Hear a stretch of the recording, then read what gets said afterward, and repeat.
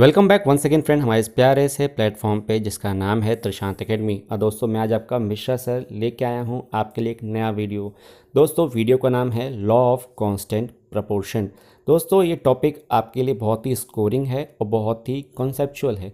अगर आप ये कॉन्सेप्ट सीख लेते हैं फ्रेंड्स तो आपके लिए इस टॉपिक पे या इस चैप्टर जो एटम चैप्टर है।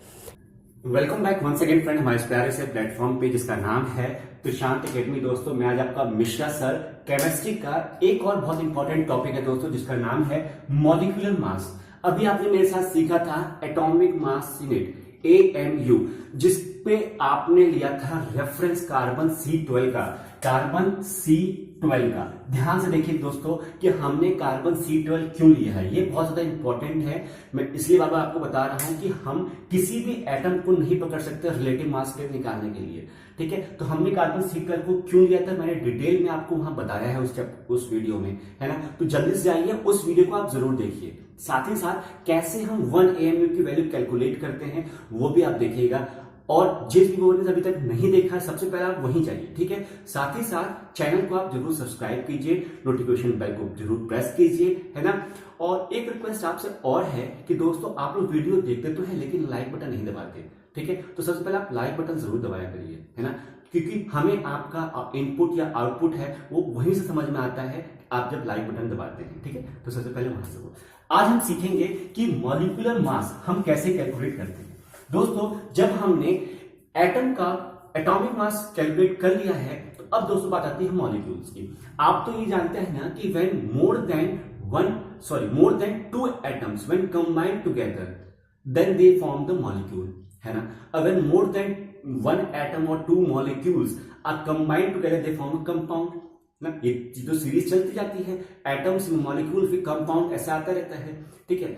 अब दोस्तों बात आती है जब हमने किसी एटम का मास कैलकुलेट कर लिया है तो क्या हम किसी भी मॉलिक्यूल का कर सकते हैं? जी हाँ कर सकते हैं। जैसे कि फॉर एग्जांपल दोस्तों मैं यहाँ पे साइड में आपको लिख देता हूं, जैसे कि फॉर एग्जांपल हाइड्रोजन का दोस्तों 1 होता है, कार्बन का दोस्तों अभी पता है आपको C12 था, ऑक्सीजन का दोस्तों 16 है, नाइट्रोजन का दोस्तों 14 है, सल्फर का दोस्तों 32 है ना। तो ये कुछ ऐसे रिस्पेक्टिव हमारे पास एटम्स आ गए हैं एलिमेंट्स के जिनके हमारे पास उनके जो मास है एटॉमिक मास है वो ऑलरेडी गिवन है ना दोस्तों। अब बात आती है दोस्तों ये तो कुछ ऐसे बहुत सारे हैं, है ना।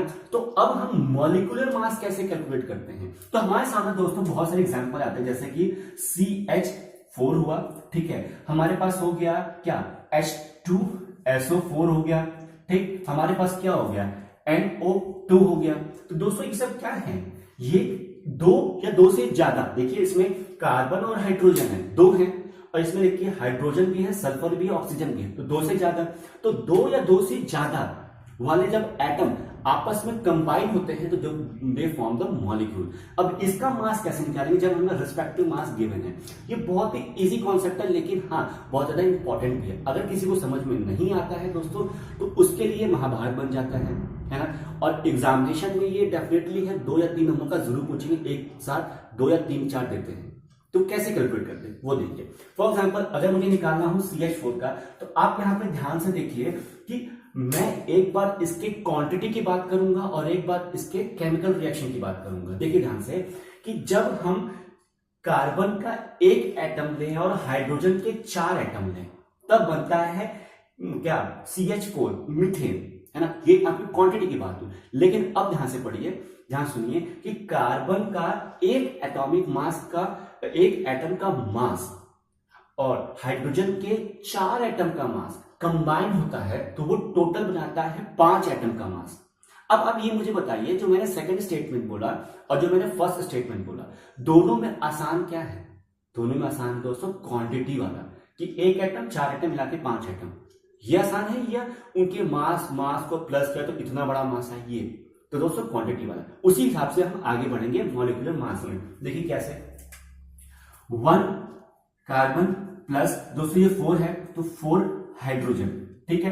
क्या बन गया CH4 बन गया, ठीक है। तो 1 इंटू कार्बन का कितना दोस्तों 12, ठीक है। क्लियर आ गया 12 प्लस 4 इंटू हाइड्रोजन कितना है 1, ठीक है, इसको दोस्तों करेंगे ब्रैकेट में, और ये 12 हो गया प्लस ये 4 हो गया, दोस्तों कितना हो गया, ये 16 हो गया। तो दोस्तों इस मॉलिक्यूल का कितना आ गया दोस्तों, 60 आ गया मॉलिक्यूलर मास। ठीक है, अब हम निकालते हैं H2SO4 का। तो ये H कितने हैं, 2 हैं, तो 2H प्लस 1S प्लस 4, ये 1 है दोस्तों, और 4O। ठीक है, अब दोस्तों कैसे निकालेंगे कि 2 इंटू 1, देखिए यहां पे 1 है, ये प्लस 1 इंटू ऐसा कितना है, 32 है, ध्यान से देखते जाइएगा दोस्तों। ठीक, प्लस O का कितना है, 16 है, तो 4 इंटू 16। ठीक है, तो कितना हो गया दोस्तों कि ये 2 हो गया प्लस ये 32 हो गया।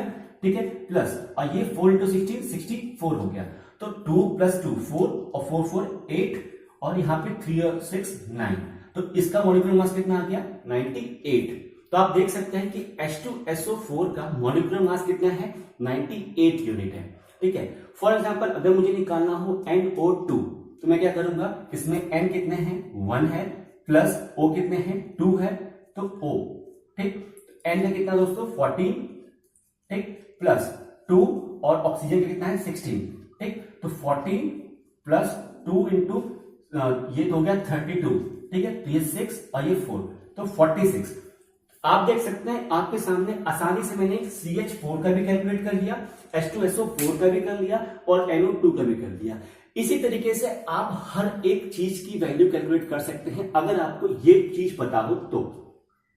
अब आपके कोई एग्जाम में आपको ये वैल्यू दी रहेगी, कोई एग्जाम में वैल्यू नहीं दी रहेगी, तो आपके लिए ये बेटर होगा कि बच्चों कि आप अगर इसको याद कर लोगे, कुछ ही एलिमेंट है, एक दो और होंगे, फॉस्फोरस है, ऐसे करके कुछ ही होंगे, तब उसको याद कर सकते हो। ठीक है, तो ये चीज समझ में आई।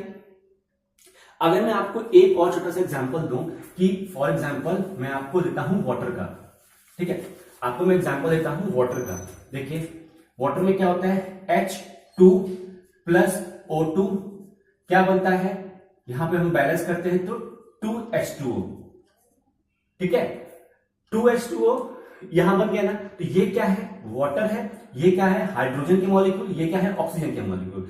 अब आपको दोस्तों ये जज करना पड़ेगा, मतलब ये समझना पड़ेगा कि कोई ऐसे एलिमेंट है हमारे अर्थ पे, एग्जिस्टेंस पे, कि ऐसे एलिमेंट हैं, कोई ऐसे हैं जो सिंगल रहते हैं, कोई रहते हैं जो मॉलिक्यूलर फॉर्म में रहते हैं, डायटोमिक रहते हैं, कोई रहते हैं जो पॉलीएटॉमिक रहते हैं। जैसे कि फॉर एग्जांपल फॉस्फोरस, आपने देखा होगा फॉस्फोरस हमेशा P4 के स्टेट में रहता है ना, और जो सल्फर है वो S8 के स्ट्रक्चर में रहता है। ऑक्सीजन जो हम देखते हैं वो O2 में रहता है, लेकिन जो O3 है वो क्या है, ओजोन है ना। हाइड्रोजन आपका सिंगल रहता है, कार्बन आपका सिंगल रहता है, नाइट्रोजन आपका सिंगल रहता है। दोस्तों आपको ये देखना पड़ेगा कि हमारे एग्जिस्टेंस में कौन सा एटम मॉलिक्यूल में रहता है, डायटोमिक में या पॉलीएटॉमिक में रहता है। ठीक है, तो उसका उसी के रेफरेंस में हम कैलकुलेट करते हैं। ये इतनी चीज समझ में आए। अब दोस्तों बात आती है इसकी कि H2 प्लस O2, 2H2O, यहां पे बैलेंस करने के लिए 2 लगा दिया। अब हमें देखना पड़ेगा कि H2O का मॉलिक्यूलर मास कितना है ना। तो आप जब इसको बैलेंस करेंगे तभी बैलेंस समझ में आएगा कि ये 2 भी साथ में है। ठीक है, तो दोस्तों जब मैंने भी आपको बोला कि मॉलिक्यूलर मास निकालना आपके लिए इजी है, वो इजी के साथ साथ आपको रिएक्शन में भी देखना पड़ेगा कि कैसे हो रहा है। फॉर एग्जाम्पल अगर मैं बोलूं कि CaO, ये क्या है, कैल्शियम ऑक्साइड है, अगर मैं इसको CO2 के साथ रिएक्ट करता हूं तो बनता है CaCO3।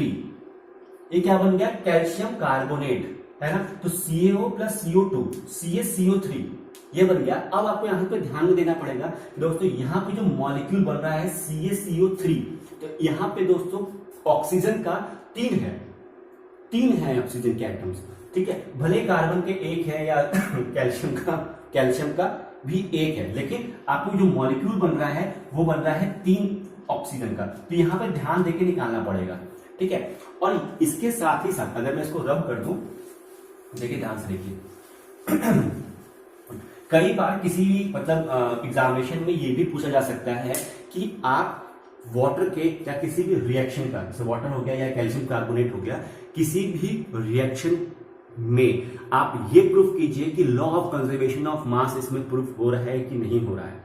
तो वहां पे कैसे आप प्रूफ करेंगे दोस्तों, आप वहां पे करेंगे कि यहाँ पे हाइड्रोजन का मास यहाँ पे पुट अप कीजिए, यहाँ पे ऑक्सीजन का मास पुटअप कीजिए, दोनों को देखिए वैल्यू कितनी आ रही है, और इक्वल टू के बाद यहाँ पे देखिए यहाँ पे वैल्यू कितनी आ रही है। क्या LHS बराबर है RHS में? अगर बराबर है तो आप ये कह सकते हो कि हमने जो वैल्यू ली थी यहाँ पे LHS में, उसको जब हमने एड ऑन किया और जो रिएक्शन के बाद वैल्यू आई है रिजल्ट में हमारा, वो वैल्यू दोनों बराबर है। तो it means that mass neither be created nor be destroy.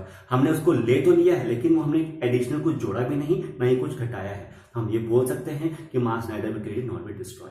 ठीक है, ये बात समझ में आए। अब आपके सामने मैं फटाफट H2O का निकाल के दिखाता हूं आपको। देखिए यहां पे क्या बोला, H2O। H के कितने हैं? 1 है, 1 और 2 से मल्टीप्लाई, ये 2 वाला, ठीक, प्लस O 1 है और इसका कितना होता है 16, ठीक। तो ये कितना हो गया 2 प्लस 32, ठीक है। अब कितना हो गया 34 यूनिट। दोस्तों आप देख सकते हैं कि मॉलिक्यूलर मास निकालना बहुत ही इजी होता है जब हमें ये रिस्पेक्टिव वैल्यूज पता हो, हाइड्रोजन का, कार्बन का, ऑक्सीजन का, नाइट्रोजन का, सल्फर का। तो मेरी आपसे जाते जाते बस एक ही रिक्वेस्ट है कि मॉलिक्यूलर मास निकालना बहुत इजी है। कब? जब आप इसको रट लेंगे, याद कर लेंगे।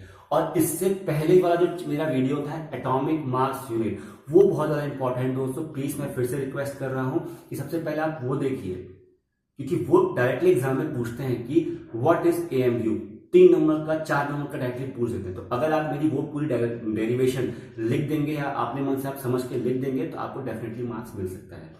बुक में उतना समझ में नहीं आता, अगर समझ में आया तो बहुत अच्छी बात है। ठीक है, नेक्स्ट वीडियो में हम और डिटेल में कुछ और बातें करेंगे। तब तक के लिए टेक केयर, बाय बाय। मिलते हैं नेक्स्ट वीडियो में धमाकेदार सेशन में। तब तक इस वीडियो को आप लाइक कीजिए, शेयर कीजिए, और कुछ डाउट होता है तो कमेंट करिए।